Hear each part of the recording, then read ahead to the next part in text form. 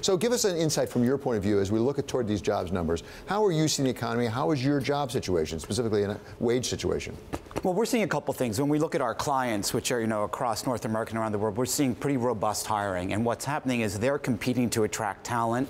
I think they're finding some constraints in the market, and so the workplace becomes a key tool in attracting and retaining talent, and that's a great thing for our business. So they're spending more on, for example, office furniture. Not that you're only office furniture, but you are. Right. Well, I just did a trip through some of our West Coast clients a couple of weeks ago, and we're in kind of these new workplaces they're creating, and a lot of them are in the midst of upgrading their facilities because in those high-tech parts of the country, they're really competing for talent, and part of that is the culture of the workplace, is the environment they're creating. And so the importance of both kind of height adjustability as well as creating kind of a more hospitable residential kind of environment. And that's where both our residential and office skills come together. And I think we uniquely can fulfill some of those needs. Residential. I didn't know that one before. I did not know that one. So you raise a good point, because when we talk about competing for labor, part of the story is obviously wages. But are you seeing that more in the holistic environment point of view, that it's not just about moving someone with a big fat paycheck? Yes, we are. And in fact, when you look at kind of millennials coming to the workplace and you look at what the criteria they're using to determine where they take a job, I think as much, obviously wages are one and benefits are two, but you get beyond that and it's actually the physical environment, the culture, and we're seeing an acceleration of companies trying to compete to attract talent, and the physical environment says a lot about what the culture of your workplace is. Interesting. Constant Hunter of KPMG and Subhadra Rajappa of SocGen still with us. Constant, you have a question? Yeah, so, I love this resumercial. That's a great, that's a new mashup. I haven't heard that one. But I'm wondering, at your firm, are you seeing shortages? And if you're seeing shortages, are you raising wages? Or are you using other means to attract workers? We have about 3,800 associates around the world. We do a lot of manufacturing in North America. We have 4 North American manufacturing plants and 2 European manufacturing plants. We're in a business that actually kind of ramps up in the fourth quarter. And what we are seeing in some of our kind of North American locations is some pressure on finding temp workers, where it used to be easier at this time of year. We're seeing a little more competition. Not tremendous wage pressure, but just kind of finding talent and bringing people in for seasonal temporary jobs. That's really where we've seen the pressure right now. Andrew, as we've gone through this earnings season, we've seen a lot of companies sort of warning going out that maybe it won't be growing as fast. A lot of concern about sugar highs coming off of them because of tax cuts. For your business or for your customers, are you seeing any of that people are concerned it's going to rein in some of the growth that we've had? We're not seeing that. I mean, we're continuing to see a robust pipeline of activities. We head into 19. We're seeing our ability to gain share in these kind of residential or ancillary parts of the office accelerating.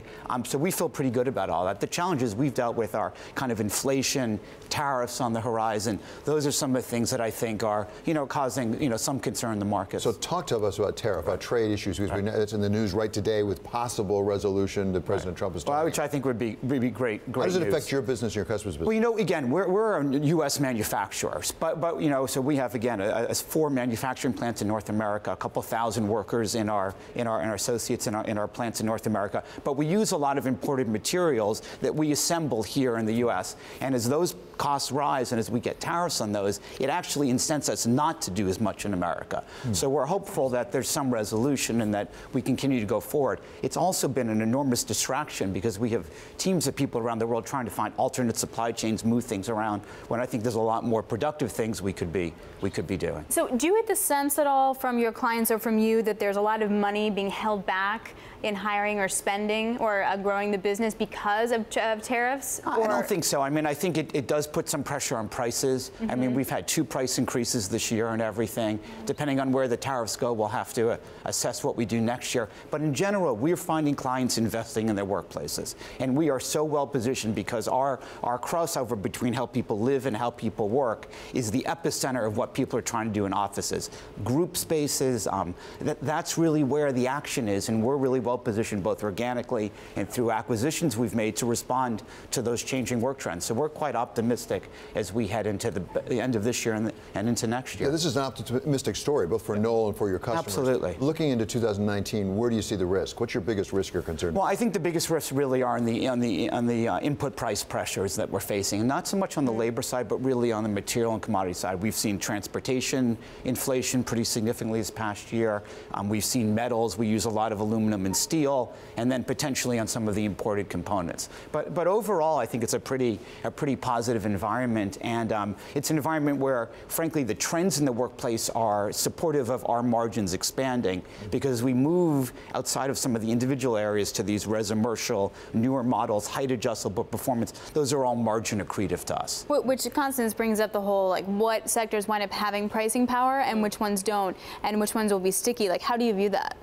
Well, that gets into really detailed aspects of microeconomics and the elasticity of demand for certain things. But it's interesting to hear you say that you were able to raise prices, and yet you're still seeing demand increase. So that speaks to the general health of the U.S. economy and sort of the robustness of demand that we're seeing. Also, we're very aligned, on the coast, in terms of financial services, legal accounting, tech out in the West Coast, and even energy now. You were all talking about Exxon earlier and everything. And we're seeing our energy clients start to spend and invest again in workplaces after being quiet for a few years. So we're seeing lots of opportunity, particularly around that part of the United States. And goodness knows the lawyers have the money to invest. That's interesting. You called it. The money always goes back to lawyers. 2016, the day after the election, he's like, lawyers. Go long lawyers. He did. Okay.